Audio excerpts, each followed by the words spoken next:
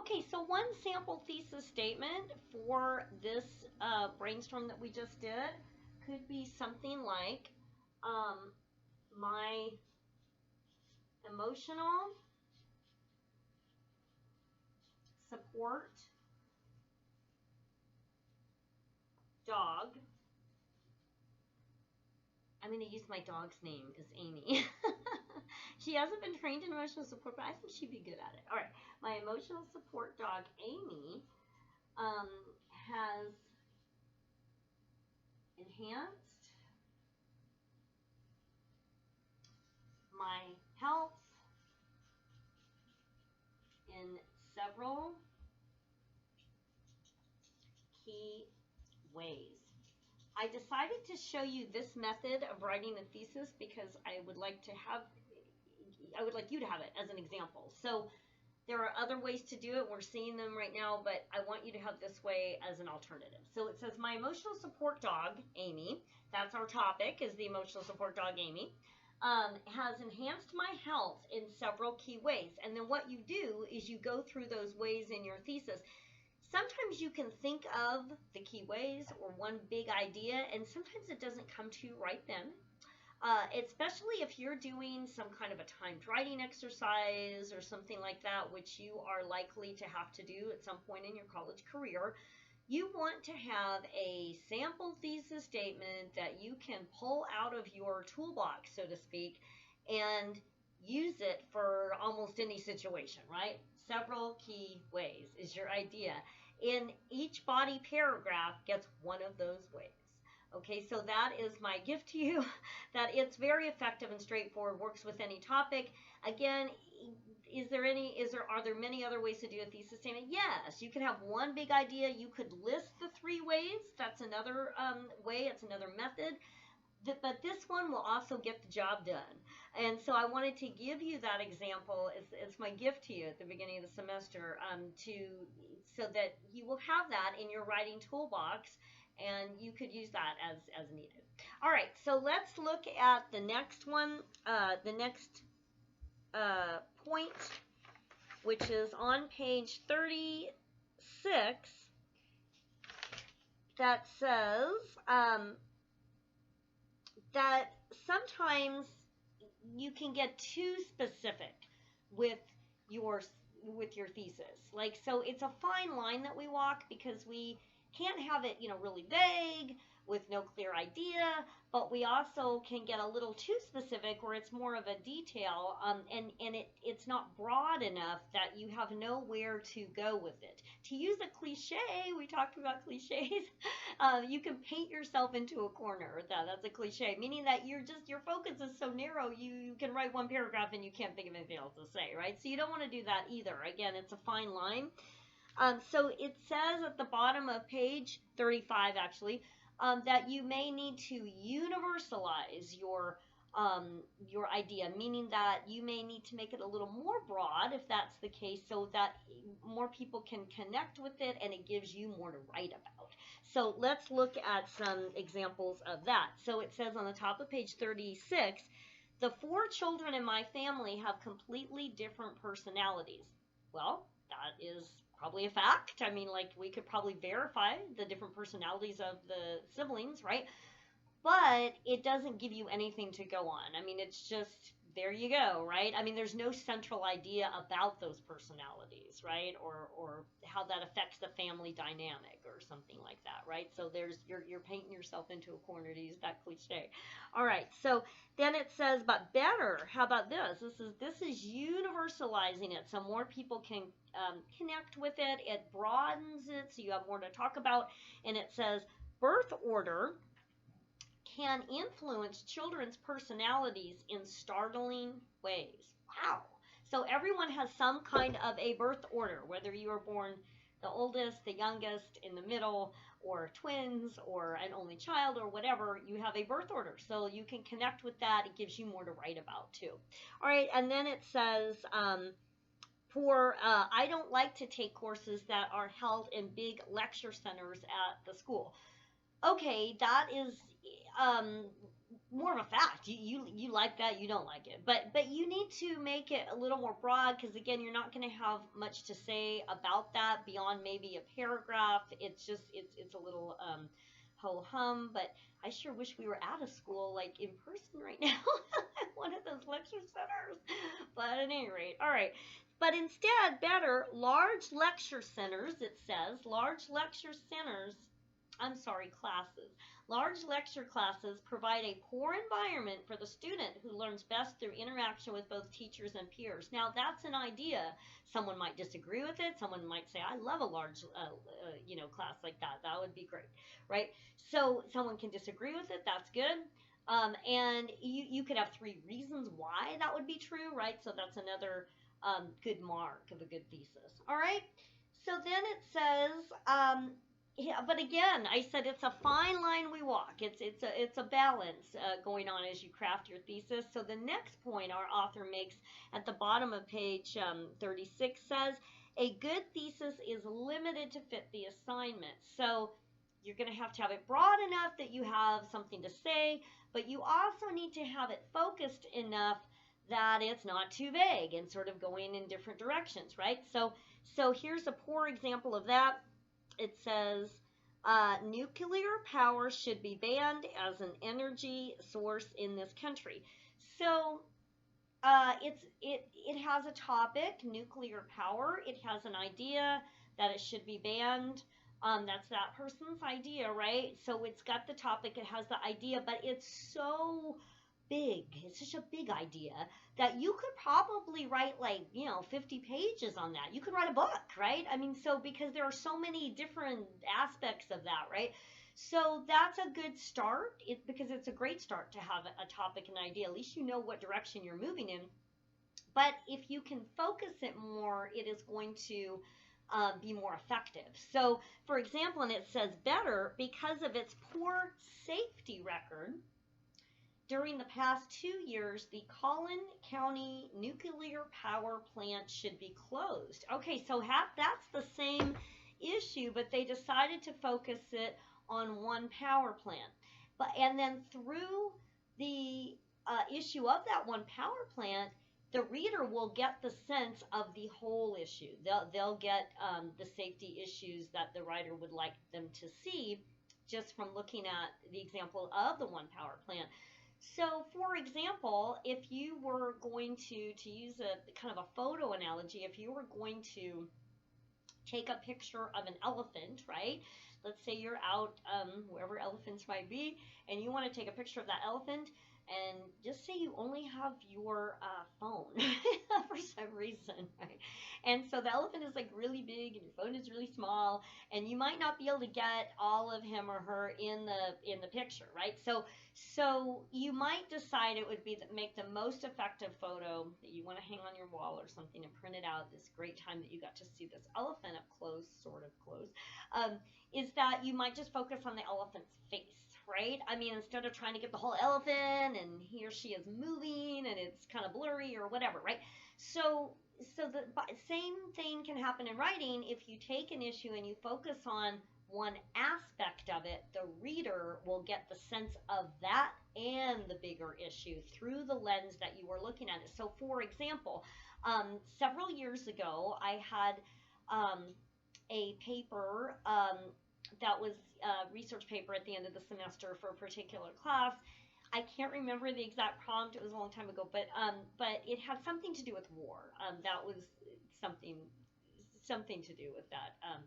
And so what I remember is a student that took on that project, and she was an awesome student, very dedicated, good writer, but this particular thesis got away from her initially, and it was something to the effect of war is devastating or something like that. And she had a great start because she had a topic and she had an idea, but there are so many ways that war is devastating that there were too many ways, right? And she was kind of all over the place trying to investigate those ways, right? And so it became a rather overwhelming project. By the same token, I remember a student with the same essay having a thesis statement that was something to the effect of the United States does not have enough resources for soldiers returning home from war.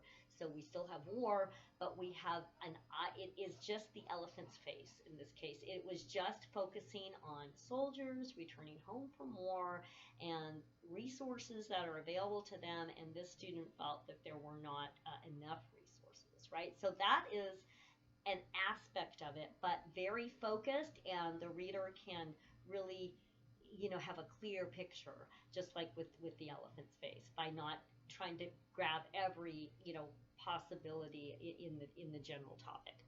All right, so let's look at a couple more examples of that on page 37. It says, actually, I'm sorry, at the end of page 36, it says the parking permit system at this college should be completely revised. So that sounds like, wow, that's big, like completely revised, kind of overwhelming. How do we start with this revision, right? Feels overwhelming. If it feels overwhelming, that's a sign that there's something going on. It could be 2 ideas. It could be that it just needs to be more specific, but there's something not right there if it feels overwhelming, right? So instead, it says, because of the complicated application process, the parking permit system at this college penalizes disabled students. Now, that is a clear idea, but it is one part of the bigger issue. But you could clearly write a 3 to 5 page paper on that issue if you felt that that was the situation, right? So much more focused than the first example. And then the next example says, again, this is very broad, and then they have focused it. So it says, African American artists have always contributed a lot to many kinds of American culture. So that's a great idea. It would make a fascinating paper, but there are so many different types of artists, right? Are we going to talk about painters, musicians? I mean, there are just actors, etc., right? This could be a very long paper, and could get overwhelming with that project. So instead, the writer refocused and decided to focus on one particular artist and his genre. So it says, Scott Joplin was a major influence in the development of the uniquely American music called ragtime, right? So just picking one artist and his genre of art is going to be a much more in-depth focus on the issue. All right, so then let's look at the next part, still on page 37. It says, a good thesis is stated in specific terms. So again, we're walking that fine line. We need to be have a broad enough idea, but we need it to be specific and focused. So it says, the women's movement is good for our country. Okay, they started off well because they do have a topic and an idea, but it's not specific enough, because what women's movement? So there are several different, many different women's organizations. Which one is it that they are working with, right? And why is it good? You want to try to stay away from the words. I'm going to write this. You want to stay away from good, bad, and interesting in your thesis. Good, bad, and interesting. No, no, no.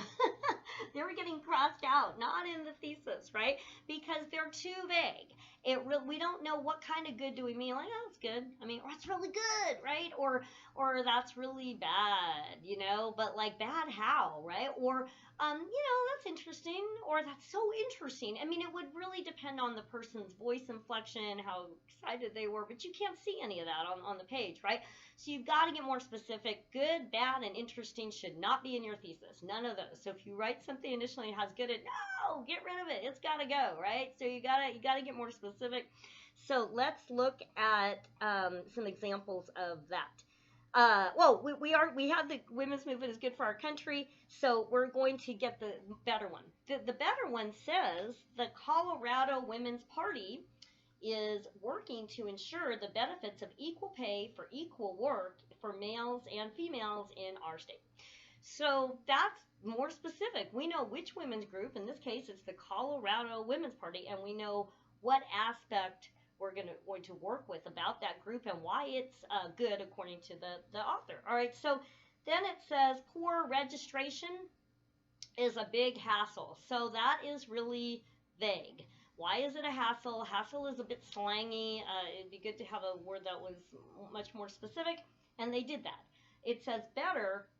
Registration's alphabetical fee paying system is inefficient. I don't know what that system is, but in any case, it's inefficient, right? Register. You could say something about online registering at something like that. Fill in the blank is inefficient, something like that. All right. So and then it says here's one more poor example. Living in an apartment for the first time can teach you many things about taking care of yourself. It's not, it's a good start because it has a topic and it has an idea, but things is too vague. So that's another word we can't use in the thesis. So things. No things in your thesis. No things. Goodbye, things. They gotta go. Okay, why not? Why can't I use things? You're taking my words away, you might be saying. No. But the reason you can't use it in your thesis, it's too vague. So do we mean like, I have these things? Right here I have things. What are those things? Are they markers? Like, then say they're markers, right? I mean, what are the things? Sometimes the things are ideas. The things are, lessons or whatever. I got this advice when I was a student at Sonoma State, and a professor told me that I should not use the word things, that I should challenge myself to ask myself, what are those things, and write that instead. And she was right, and it really kicked my writing up to a new level. So I pass that on to you. Let's see what they did instead of things. So they have instead, here's better, by living in an apartment, a first-year student can learn valuable lessons, not just things, right? Lessons. What are the things? In this case, they're lessons, right? In financial planning and time management. That is a very focused thesis statement. Like, you read that thesis statement and you can just start thinking of what you could write about, like some examples of that, right? More so than just things, right? Okay, so and then it says a good thesis is easily recognized as the main idea and is often located in the first or second paragraph. Never mind often. It is located in the first or second paragraph. And in fact, for our purposes, with our papers, with the length that they are for this class, they're always going to be in the first paragraph. So you got to know what your thesis is by the end of the first paragraph. All right, so now we're going to look at page 38, avoiding common errors in thesis statements. Number one, it says don't make your thesis merely an announcement of your subject matter or a description of your intentions. State an attitude toward it. So again, you're not just going to announce my paper is on, depending on the class, it could be my best advice or it could be my best or worst meal that I've had. You're not just going to say this is what my paper is about. That would be an announcement. It kind of sounds like, film at 11, whatever, right? You're not a DJ, or maybe you are a DJ. That's super cool. But not for this paper, you're not, right? So you're not just announcing what's coming up after the next song. You are going to give an idea, right? So it says the subject of this is poor, by the way. Don't do this. Top of page 39. The subject of this essay is my experience with a pet boa constrictor. Okay, you don't want to do that because although they do give a topic, the pet boa constrictor, they don't have an idea given. So we don't know what their idea is about the boa constrictor, right? But instead, oh wait, there's one more poor one. It says, I'm going to discuss boa constrictors as pets. Well, that you might be going to do that, but again, remember Nike, just do it. Just say what you need to say, all right? So you don't want to say what you are going to do. You want to just do it, right? All right, so it says better instead, boa constrictors do not make healthy indoor pets. So that's this person's idea. They have a topic, boa constrictors. They have the idea they don't make healthy indoor pets. Could someone disagree with that? Sure, someone that has a boa constrictor, right? So it's a good thesis, right? And then the better one, it says, my pet boa constrictor Serpent was a much better bodyguard than my dog Fang, and then they're going to say why. That's the flip side.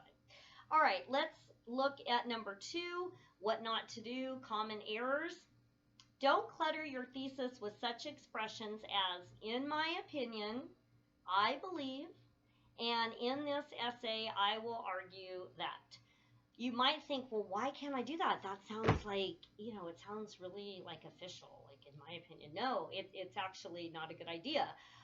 It actually weakens your thesis to use those phrases, because it makes you sound kind of shy, and, in my opinion, we should do this, right? No, just come on out and be confident. Here's what we need to do, right? Your thesis is your opinion. It's supposed to be your opinion. You will give the evidence to support it.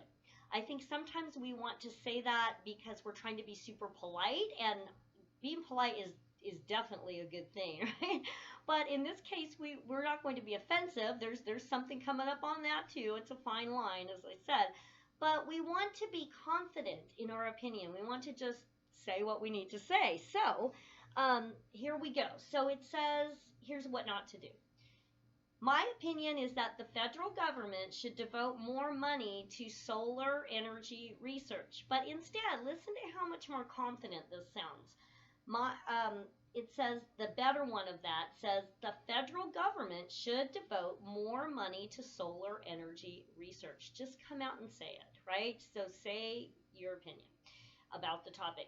Similarly, it says the second poor one is that it says, my thesis states that the federal government should devote more money to solar energy research. Instead, just, you're not reporting the news about your thesis. Just come on out and say it, okay?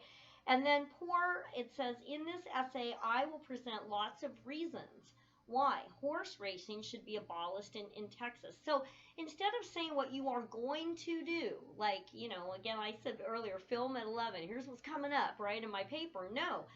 Just come on out and say it. Be confident, right? Horse racing should be abolished in Texas, right? We have a topic, horse racing.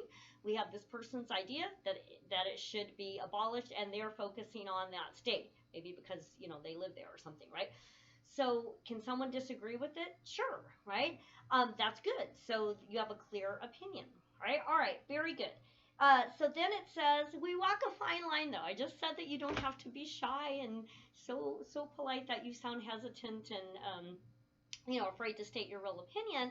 But on the other hand, we don't want to be offensive and inflammatory and name-calling. We don't want to go that way either, because that is likely to upset your reader. Instead of getting them on board with looking at your ideas in a logical way, they maybe become angry at you, and they're not going to listen to anything you say, right? So you don't want to go that route. That's the other extreme.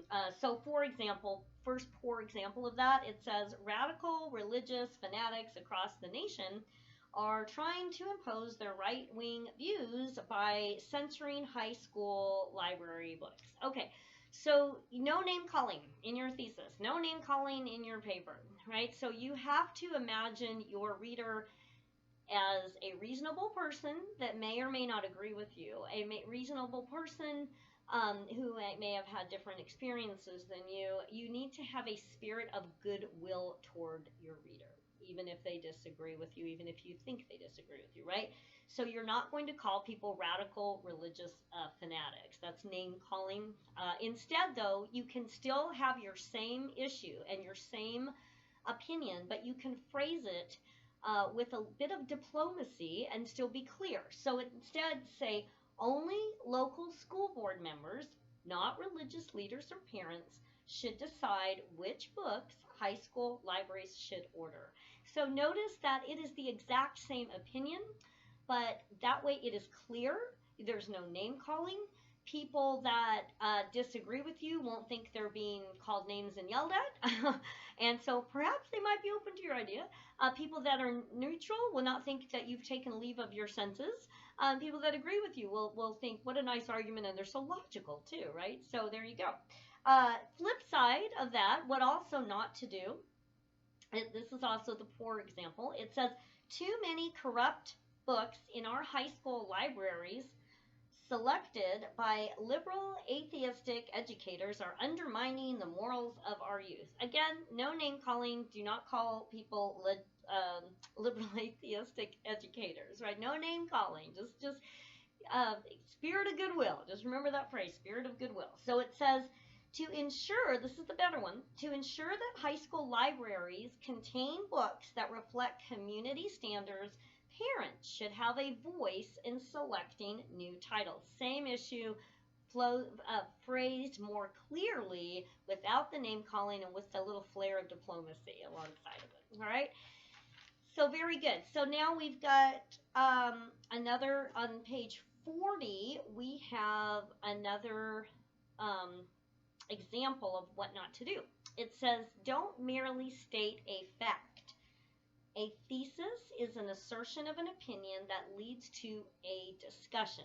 Don't select an idea that is self-evident or dead-ended. All right, so then it says, poor. Child abuse is a terrible problem. Well, of course, child abuse is a terrible problem. I mean, nobody would disagree really with that, right? So, but it's too, it's more less a fact, but it's just too, to me, it's just too broad and too vague, right? Because there are so many different aspects and specifics and different ways that someone could focus that. It needs to be broken down, kind of like dogs or man's best friend, that example. So it says, better, child abuse laws in this state are too lenient for repeat offenders. So they've taken this big topic of child abuse, they've broken it down to this repeat offenders, and then they gave their clear idea about it. Similarly, it says number 5, don't express your thesis in the form of a question. This is really, really, really important. Your thesis statement cannot be a question. No questions. So I'm going to put question mark, no. Your thesis statement has to be a sentence that ends in a period. Okay, so no questions in your thesis. But you can use a question in your intro.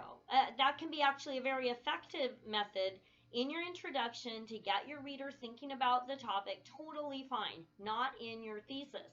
If you put a question in your thesis, it's like you're asking your reader to write your thesis statement for you, right? You don't want to do that. It's your job to write the thesis statement.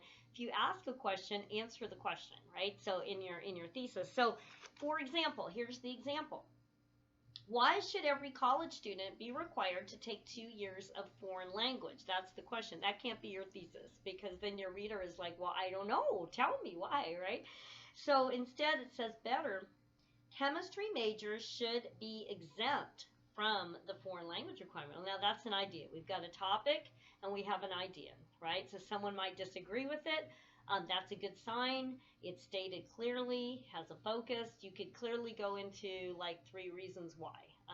All right, so just to recap what we're going to, I just want to recap that, again, just a couple of points to wrap this up about thesis statements.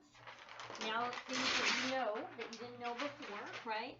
That a thesis statement is, remember I said it was 2 things. I have my math equation, right? So a thesis statement, thesis equals topic plus idea about topic. Okay, so you've got topic plus idea about topic, right? So you have those two things, right? So you've got to have the topic and you've got to have the idea. All right, so we know that about thesis statements. We know about thesis statements. It cannot end in a question mark. It has to end in a period, right? So no question marks in your thesis. We know that it needs to be specific, but not too specific, right? Big idea, but not vague. Again, fine line, right? And it needs to go in paragraph 1 for our purposes. So it needs to be in paragraph 1 and needs to state a clear idea, have that topic and clear idea. All right. So I hope this was helpful on learning or perhaps reviewing concepts about the thesis statements.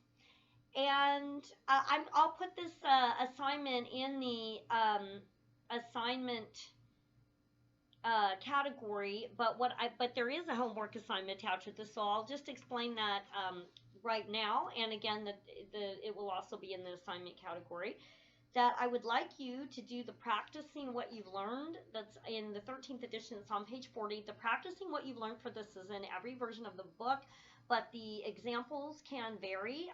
But that's okay. You can do whichever works. It says I'm reading A. Identify each of the following thesis statements as adequate or inadequate. If the thesis is weak or insufficient in some way, explain the problem. You do not need to write out what it says. What I just want you to identify, you're going to put which one you picked. So pick number 1 or number 2 or number 5. You get to pick any 3 that you want to do in the whole list. You choose. And then you write adequate or inadequate. If it is inadequate, and I will tell you that most of them are, if it is inadequate, say why. What is wrong with it? Is it a question? Is it too vague? Is it too specific? And they're all issues that we went over that are in the chapter, right? So, all right. So then 3 of those, you get to pick any 3. And then the next one, it says B, says rewrite the following sentences so that each one is a clear thesis statement. Be prepared to explain why you changed the sentence that you did. So you're also going to pick 3 of these. They all have some kind of issue. You're just going to rewrite it using what you now know about thesis statements. And you can use your book. So feel free to go back and look if you're not sure. All right, and that's it. All right, so thanks very much. This was, this was fun, and I hope it was helpful.